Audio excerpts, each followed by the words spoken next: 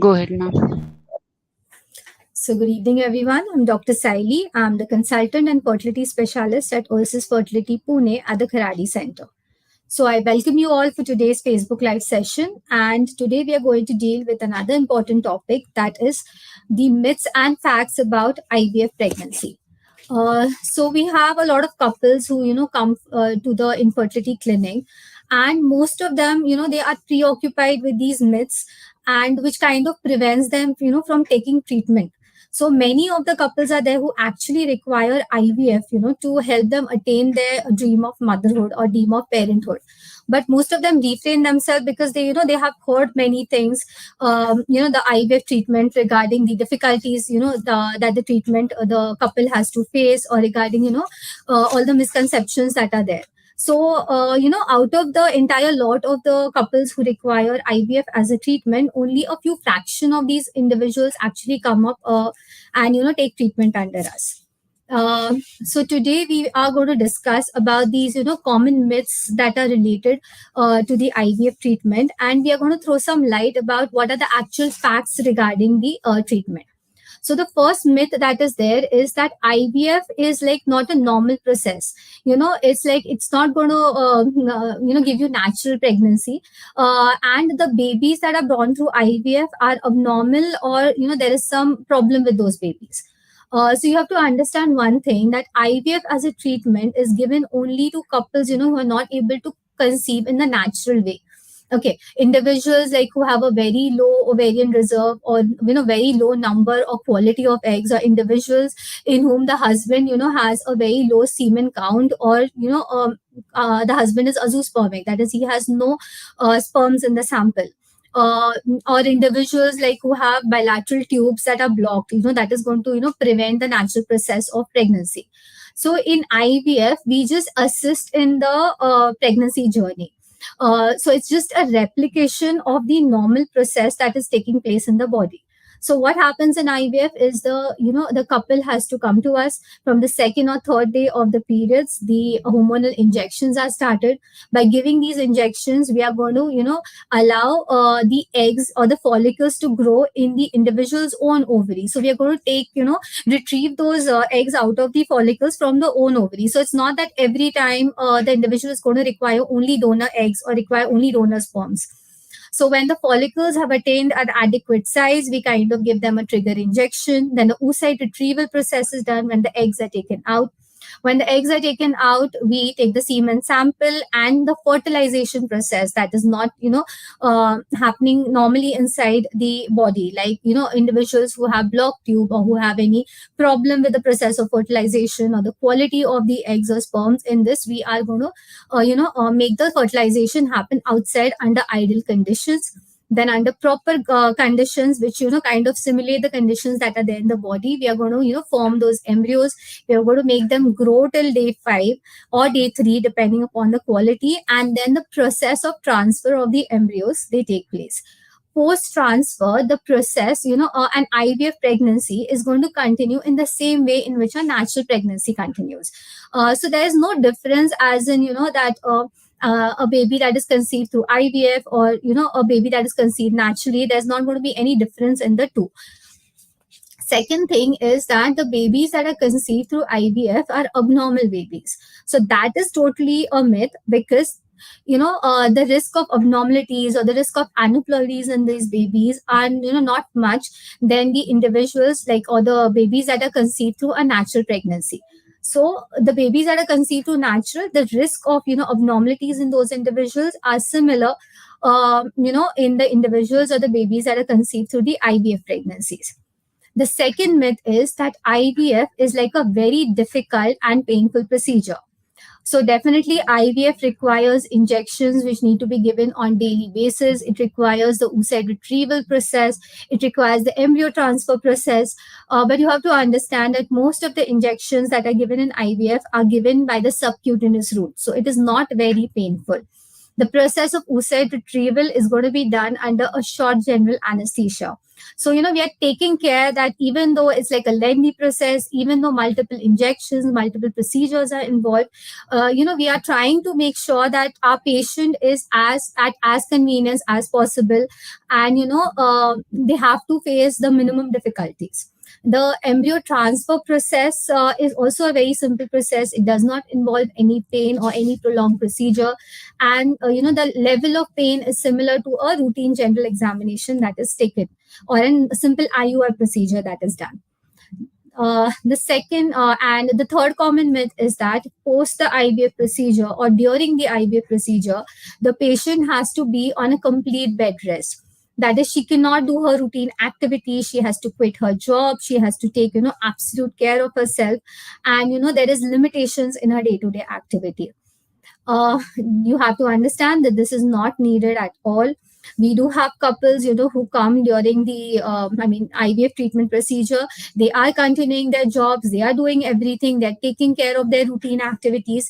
They just come over for the scans, for the injections. Only during the oocyte retrieval process and post-transfer, few days of rest will be advocated. But we do encourage them to stay as normal as possible, to continue with their routine activities.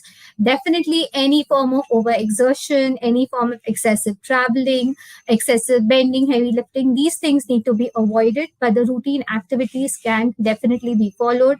The normal precautions and the normal care that needs to be taken during the pregnancy process, that the similar level of care and precaution needs to be followed during the IVF process too. Okay, the next common myth is IVF involves only donor sperms and donor eggs. Now, you have to understand that there are some set of individuals, who do not have the adequate number of eggs, or the quality of eggs are poor in them, or individuals who are azoospermic, they do not have sperms in the sample. So, in these individuals, we will have to, offer them donor eggs or donor sperm so that, they're able to attain pregnancy. But that is not the case for every individual. So individuals who have a good ovarian reserve, or individuals who have sperms in their samples, definitely the IVF process will be done using their own sperms and using their own eggs. And it doesn't mean that if you're going ahead with IVF, then you have to go only with the donor things. The next common myth is whenever you come over for an infertility treatment, IVF is like the only treatment that is offered to the individual. And IVF is like the first resort. Whenever you come to an infertility clinic, they feel that IVF is the only treatment offered to those individuals. And second common thing is that IVF will be like the last resort. Like you can go for IVF only after trying all other varieties of treatment, like only after going for an ovulation induction. If that fails, go for an IUI, and if that fails, then only can you be offered an IVF. And it's not needed that if you visit an infertility setup, that you should be offered IVF as a first mode of treatment. Now you have to understand here that the modality of treatment that will be offered to you will all depend upon your previous investigations. It will depend upon your reserve. It will depend upon the factors that is affecting your fertility.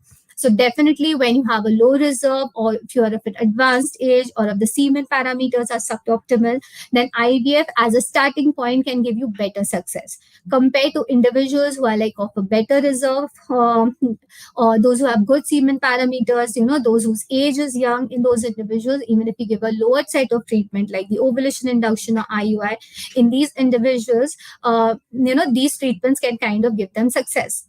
Now, if an individual comes with blocked tubes, bilateral tubes are blocked, and if they want to go ahead with the natural process or want to go ahead with IUI, you have to understand that these processes are not going to give you pregnancy.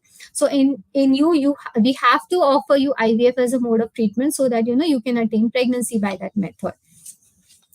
The next common myth is the medicines and injections that is given during the IVF journey is going to cause these long-term adverse effects or going to cause cancer. So you have to understand one thing, that these injections, these medications, whatever is given for for a limited duration of time. We do not give a prolonged course of these medications. The injections are given only for a period of 10 to 12 days to make your follicles grow, so that we get better number of follicles, better quality of eggs out of them.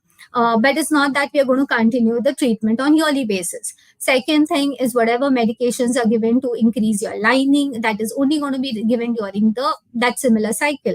Or in individuals who require pull-up cycle, maybe 1 or 2 cycles. We do not go beyond that. So the long-term adverse effects by these medications, the risk is particularly low in these individuals because they are not going to be, you are not going to be chronically exposed to these things. The next common myth is that only twins or triplets are born out of IVF pregnancies.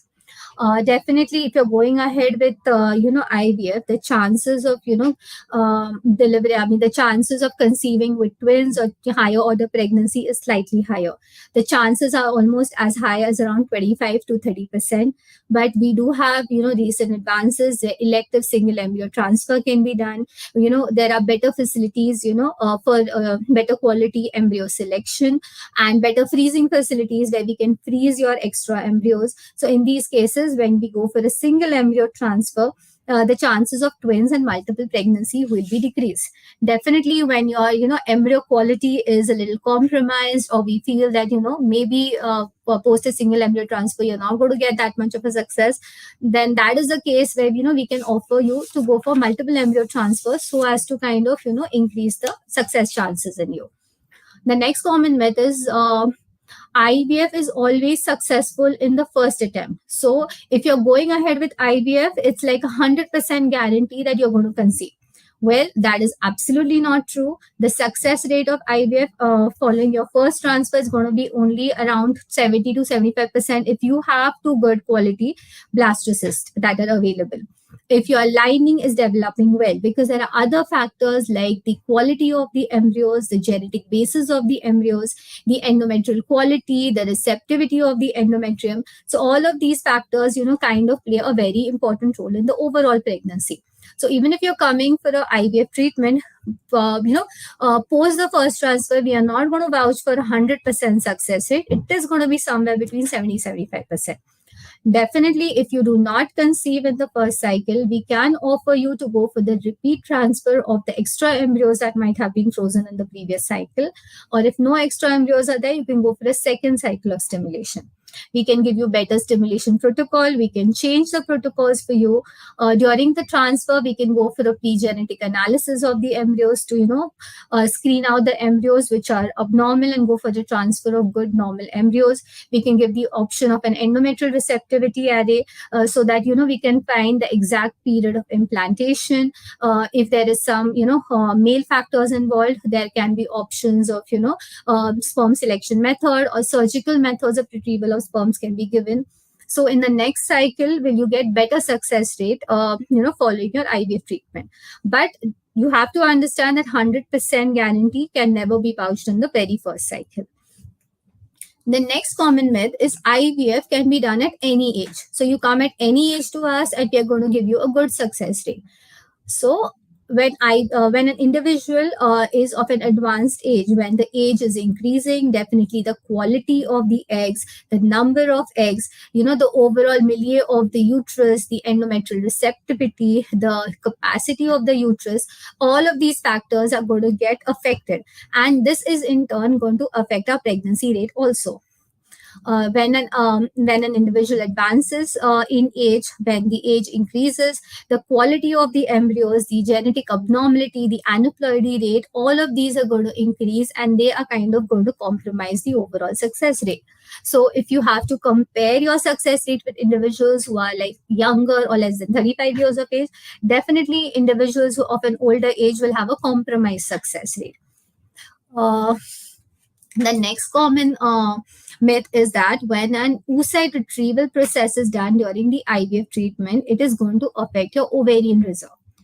Now, during the IVF treatment, we make use of the follicles that are selected only during one cycle, one menstrual cycle of yours. We are not, affecting the overall reserve. So, during a normal cycle, a monthly, when around 1,000 follicles or eggs are going to get atretic, we are going to use only those. We are not affecting the overall reserve. So, the process of oocyte retrieval is not going to, decrease your reserve. Your normal menstrual cycles and everything will be normal once your oocyte retrieval process is done. The next common myth is oocyte freezing is going to affect the quality of the embryos and it is going to affect your overall pregnancy rate and chances of conceiving. So there are individuals, who have some uterine factors that are going to kind of affect the implantation. That is, they might have adenomyosis, they might have endometriosis, fibroid uterus might be there, or individuals who have a thin endometrium, or individuals who want to go ahead with an endometrial receptivity array testing before going for the transfer. In these individuals, we usually vouch them to go ahead for a frozen embryo transfer. So in these individuals, post frozen embryo transfer, the success is not going to be compromised because you're just freezing the embryos. On the other side, these individuals who kind of require some suppression or some procedures to be done prior to the transfer, the success rate following a frozen transfer will be better, than going ahead with a fresh transfer. Okay, and now coming to the last myth is that IVF is a very costly treatment. Mostly individuals feel that IVF treatment is only for the rich people because it is only them who can afford this form of treatment. You have to understand one thing, that IVF does come with its cost. Definitely, it is a costly treatment, but compared to the recent past, the cost of the IVF treatment has significantly come down because of all the recent advances and all the options that are available right now. So we have options where we can stimulate you with lower doses of injections, where we can give you the best facilities in the lowest cost available. Definitely the cost of IVF compared to the previous few years have come down, and we are trying to make it more affordable for the people of the lower income. Second thing, we do have EMI options available. Insurance facilities are also available, which can kind of take a load of the overall cost of the treatment. So that the couples who are kind of have their dream of parenthood can fulfill this dream, and overall and with a good success rate from our center too. Okay, so I have kind of covered up most of the common myths that are available. So I do hope that the interaction that we had right now is kind of going to be helpful to you, helpful to the couples who are planning their IVF journey in the recent future, or those who are undergoing the IVF journey right now.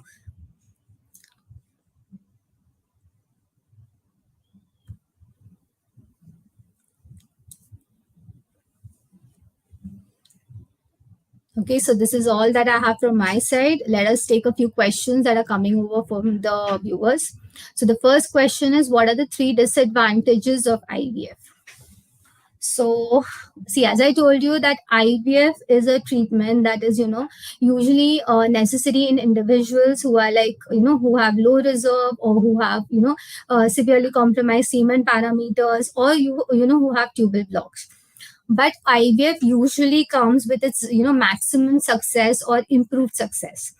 So the disadvantage of IVF, I can say, is most of the individuals who actually do not require IVF at a very early phase can move ahead with taking IVF as a prime level of treatment. Second disadvantage is like it's a prolonged procedure. So repeated follow-ups, repeated daily injections, waiting period, and the anxiety that follows up, all that is there. And the next disadvantage that I can say is, IVF doesn't come with 100% success rate. And maybe some individuals who have a low reserve can require repeated cycle of stimulation. And therefore, the cost can be a little bit on the higher side for the IVF. Okay, the next question is from 30, currently undergone second IUI. How many of IUI can I go for IVF? Also, is IVF and ICSI same? You have undergone 2 attempts of IUI.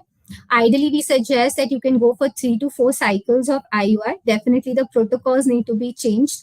And after that, if you do not attain success, then you can go ahead with the IVF treatment. IVF and ICSI, coming to that, the initial cycle of stimulation, the oocyte retrieval process, and the transfer process, everything is going to be same in these two. IVF and ICSI, the method of formation of the embryos, this is where the difference takes place. So ICSI, in this we are directly injecting a sperm into the oocyte. So if the semen parameters are compromised, or if we have a lower reserve, we would definitely advocate you to go ahead with ICSI, because that is kind of going to give you a greater number of embryos and better quality of embryos. Okay, so the same question from Somva is, how is IVF different from IVM? So if you want to understand the difference in individuals in whom the follicles are not growing to the adequate size, or individuals with PCO, in those individuals, we go ahead with something which is known as IVM, that is in vitro maturation. So in these, we go for lesser doses of injections. We make the follicles, grow to an optimal size of around 10 to 12 mm, and then we are going to retrieve the oocytes out of them and then mature them in culture. Whereas in IVF, we are going to extract the oocyte when the follicles are already, grown to an adequate size and the eggs inside them are already mature.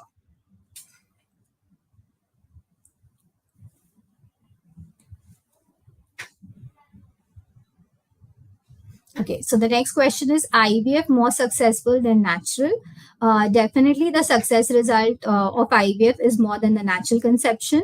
So when you try naturally, every month success rate is going to be around 4 to 5%, whereas in IVF, it can be around, even if you go for a single embryo transfer, it can be around 50 to 60% success can be there. Because in natural pregnancy, we do not know about the quality of the eggs that are retrieved, the quality of the embryo that is formed, whether the fertilization process is taking place, then whether your embryo is getting implanted, whereas all of these things can be taken care during the IVF process.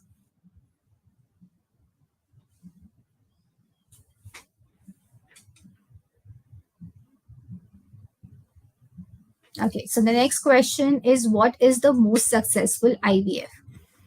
Okay, so if I think you mean to ask in which individuals is IVF more successful.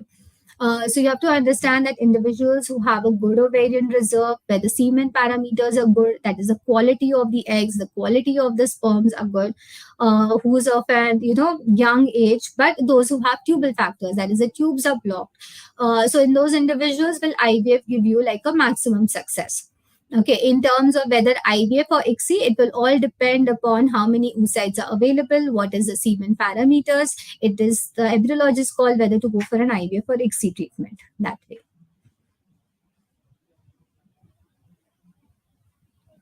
Okay, so next question is, why is IVF not 100% successful? So definitely we take care that you get the best quality oocytes, we form good grading of embryos, and then we go for the transfer of these embryos under ideal conditions. But there are certain things that can be affected. So, like, we do not know about the genetic basis of these embryos. There are about 30% genetic abnormality rate or aneuploidy rate that can come up with these things. And therefore, if you turn up transferring these aneuploid embryos, your success will be compromised. The endometrial, window of implantation is like a 24 hours period. So we ideally take a common window of implantation. But individuals who have some hormonal abnormalities like endometriosis, fibroid, advanced age, this window of implantation can be affected. Testing, going ahead with the ERA receptivity testing comes, with its cost. So we cannot offer this to every and each individual. Maybe the window of implantation affected, the aneuploidy rate of the embryo, or maybe the quality of embryos if they are kind of defective. So this can kind of affect your IVF success rate.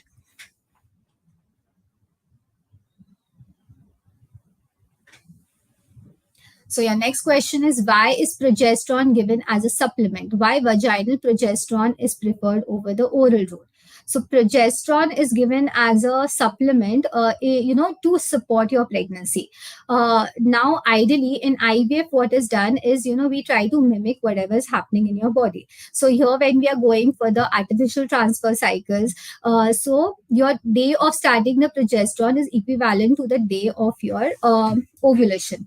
And therefore, when we are going for a day 3 or day 5 embryo transfer, we have to start your progesterone based on these days, because in a natural pregnancy, when your corpus luteum is formed, that is when your follicle ruptures, releases the egg, and the remnant, it will secrete progesterone. So when the natural source of progesterone is not available, we need to kind of supplement it. And why vaginal progesterone is preferred over oral route? Because vaginal progesterone has a local action. The uterus is close to the vagina, and therefore it will be better absorbed out there, and therefore it is preferred to the oral route. Also, the oral progesterone comes, along with the side effects, and therefore the vaginal progesterone has lesser systemic absorption, and therefore it is a better route that is given.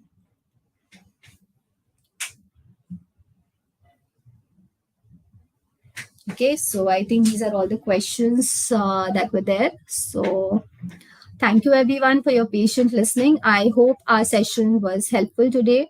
If you have any queries relating to this topic or any help needed, you can meet us physically or you can reach any of our 2 centers. That is Oasis Fertility at Arisa Avenue at Kharadi or Kaspati Vasti at Vakar. Or you can dial the helpline number that is given below. Thank you.